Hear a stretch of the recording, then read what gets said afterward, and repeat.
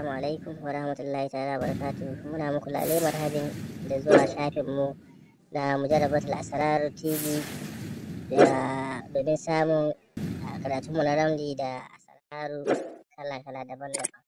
To ku mana subscribe da like. Alhamdulillah. Assalamu alaikum wa rahmatullahi. Wannan shi ma na mallaka ne. Ana rubuta shi ranar Alhamis sa'a ta farko da tawaran miski da zafaran da ma'uwardi, sannan a sa laya a jihu. To ga abin da za a rubuta nan. Wannan dai fara da lamalib kasan shi. Insha Allah shi za mu ƙara kawo shi kuma Annabi sallallahu alaihi wasallam. Assalamu alaikum. To ga abin da za a rubuta nan kamar lamun din ga da alifi shi za a rubuta har zuwa ƙarshe nan inda bai da wasali.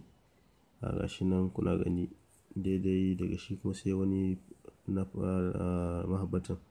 Assalamu alaikum. Bayan an rubuta shi ga za a rubuta ga farar takarda ko kuma farin yadi. Aka rubuta wannan zuwa za a gan shi ko mujarrabul kulli shay'in aka rubuta ƙarshen shi, sannan ga na mahibba na ƙasa.